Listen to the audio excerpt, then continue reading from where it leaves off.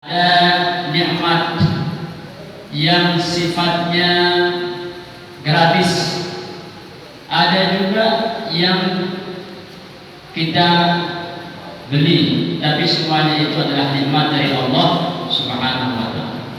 Di sana peluluh mangkin dan beli buah-buahan, lakukan dan beli makan rezeki dari Allah Subhanahu wa Ta'ala. Ada yang tidak kita beli, seperti cahaya matahari, seperti napas. Setiap detik jantung kita bernapas. Coba mendengar sakit corona, sesak napas kadang tahu dokter maulid, kan? Jadi luar biasa. Kita semua yang hadir ini, alhamdulillah diberikan kesehatan, keafiatan oleh Allah Subhanahu wa Ta'ala. Mudah-mudahan kita bisa mensyukuri semua nikmat-nikmat itu. Nikmat yang paling besar dari sekian banyak nikmat, baik itu di dunia maupun di akhirat, yaitu lahirnya baginda Nabi Muhammad Sallallahu Alaihi Wasallam. Ia nikmat paling belit, nikmat paling belit. Benar nikmat lebih belit dari apa? Dari lahirnya Rasulullah Sallallahu Alaihi Wasallam. Hatta lebih besar nikmat lahirnya Rasulullah Sallallahu Alaihi Wasallam itu daripada wujudnya alam semesta ini, daripada surga, daripada yang lain-lain. Maka disebutkan dalam hadis riwayat daripada Imam Al-Hakim dalam kitab Mustadraknya, kemudian disebut juga oleh Al-Imam Ibnu Jauzi dalam kitab Al-Wafa, yaitu ada hadis kursi yang mengatakan laula Muhammadun ma khalaqtu Adama wal jannata wan nar. Seandainya bukan karena Nabi Muhammad Sallallahu Alaihi Wasallam, maka aku tidak akan ciptakan Nabi Adam, aku tidak akan ciptakan manusia, tidak juga diciptakan malaikat, tidak juga diciptakan bumi segalanya ini yang ada yang kita lihat ini, apalagi surga, ya, neraka, ya, ciptaan. Kalau bukan karena Allah Subhanahu wa Ta'ala akan mengutus kekasihnya yang mulia, yaitu baginda Nabi Muhammad Sallallahu Alaihi Wasallam.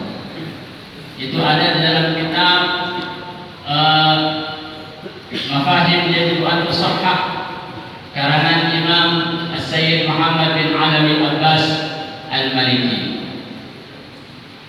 Kenapa para jamaah sekalian perlu kita berhati-hati sebenarnya di dalam mengutip hadis, terutama dalam hal-hal yang berkaitan dengan Maulid baginda Nabi Muhammad Sallallahu Alaihi Wasallam.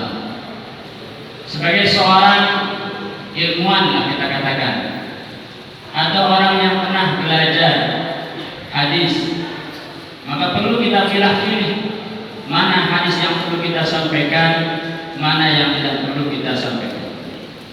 Termasuk juga dalam hal sejarah, ya, sejarah itu sudah tertulis dalam lembaran-lembaran emas dari para ahli sejarah, ulama-ulama kita. Maka perlu kita teliti mana sejarah yang jelas, mana sejarah yang tidak jelas. Masalah karena hoak duit, okay? Jadi hoak duit termasuk juga dalam hadis. Kenapa ada hadis dhaif? Kenapa ada hadis sahih? Kenapa ada hadis maudhu?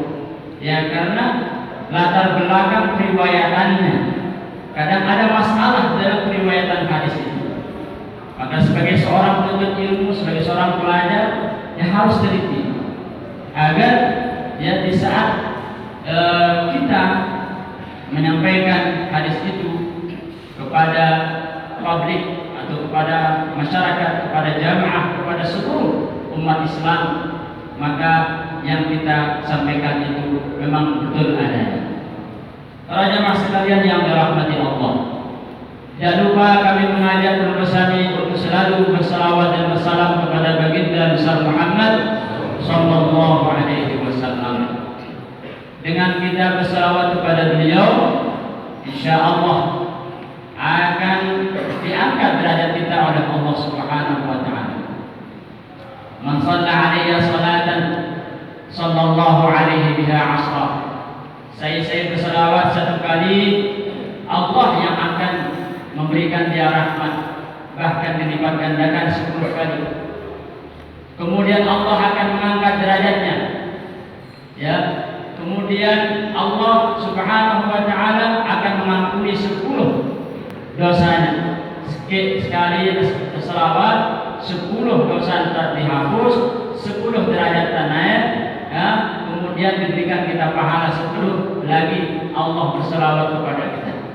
Itulah balasan orang bersalawat. Allahumma shalli ala sayyidina Muhammad wa ala ali sayyidina Muhammad. Para jamaah sekalian yang dirahmati Allah, peringatan Maulid baginda besar Muhammad sallallahu alaihi wasallam ini menurut Al-Imam Ibnu Hajar Al-Asqalani tidak pernah terjadi 30 sebelumnya. Belum paham arti urun itu abad. Tidak pernah dilakukan di abad pertama di zamannya Rasulullah SAW, di abad kedua di zamannya para sahabat, di abad ketiga di zamannya para tabi'in, belum pernah dilakukan. Barulah dilakukan itu setelah abad ketiga.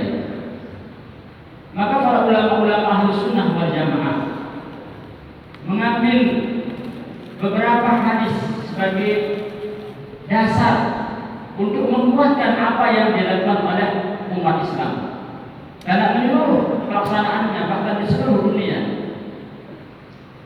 Maka Al-Imam Ibnu Hajar hanya mengambil satu hadis, yaitu tentang orang Yahudi mensyukuri atau melakukan tasyakkur dengan berpuasa di tanggal 10 Muharram. Kemudian Rasulullah SAW datang ke Madinah menemukan mereka berpuasa, dan beliau bertanya kepada orang-orang itu, kenapa kalian berpuasa? Beliau bertanya bukan berarti tidak tahu. Rasulullah SAW lebih tahu. Maka mereka menjawab, kami berpuasa karena di hari itulah Allah Subhanahu wa taala menenggelamkan Fir'aun dan menyelamatkan Nabi Musa alaihissalam. Maka kami berpuasa semata-mata tujuan kami adalah untuk mensyukuri nikmat yang besar itu. Al-Imam Ibnu Hajar mengatakan, kalau memang bertasyakkur atau mensyukuri akan nikmat Allah Subhanahu wa taala bisa dilakukan oleh umat Nabi Musa alaihissalam, kenapa tidak sebagai umat Nabi Muhammad sallallahu alaihi wasallam tidak bisa mensyukuri atau melakukan tasyakkur dengan lahirnya baginda besar Muhammad sallallahu alaihi wasallam. Kemudian Al-Imam Asy'uti yang ulangi apa yang disampaikan sebelumnya. Al-Imam Asy'uti mengambil salah satu hadis Rasulullah sallallahu alaihi wasallam, yaitu ketika beliau ditanya tentang berpuasa di hari Senin.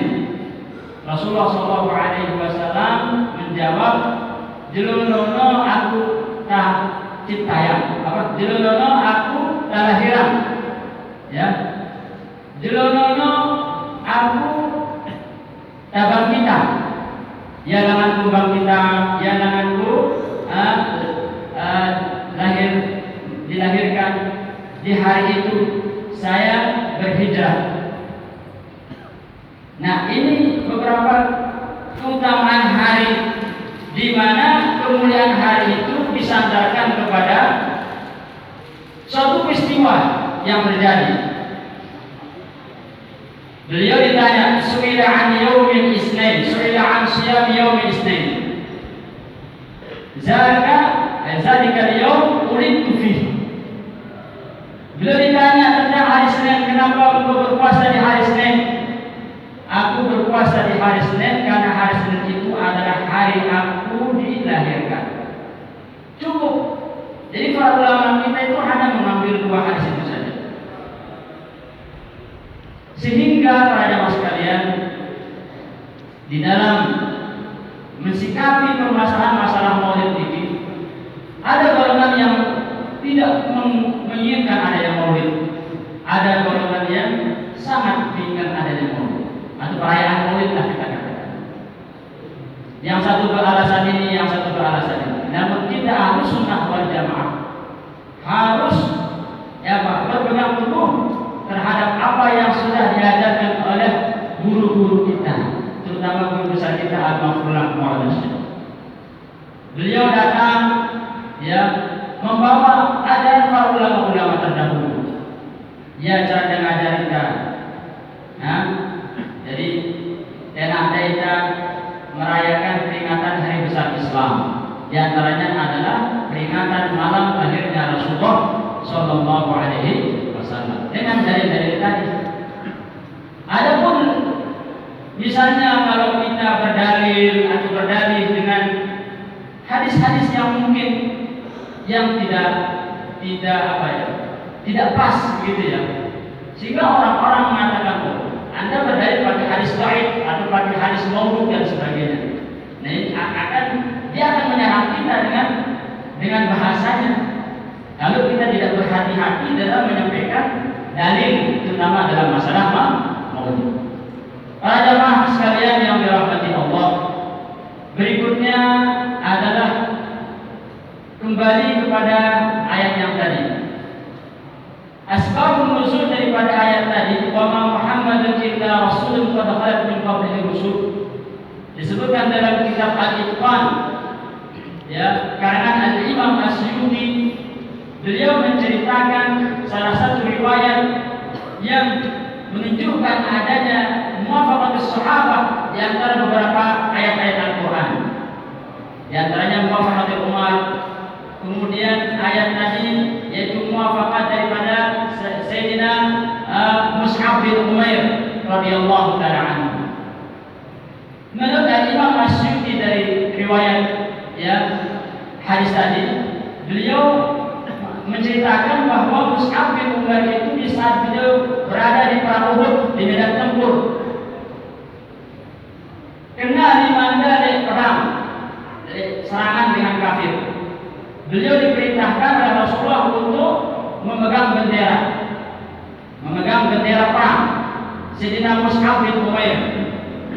Maka di tengah-tengah pertempuran yang begitu luar biasa itu, beliau terpotong tangan kanannya. Quti'at yaduhul yumna. Terpotong tangan kanannya beliau, yaitu Sayyidina Mus'ab bin Umair. Maka bendera itu beliau tidak membiarkan dia jatuh begitu saja atau dilepas begitu saja. Beliau ambil pakai tangan kiri. Beliau ambil pakai tangan kirinya. Faquti'at yaduhul yusra. Kemudian tangan beliau yang kiri ini, karena kerasnya keadaan situasi pertempuran Uhud pada saat itu, terpotong juga tangan kirinya Sayyidina Mus'ab bin Umair. Tinggal pundaknya beliau, adudain, pundaknya beliau ini, Fadamma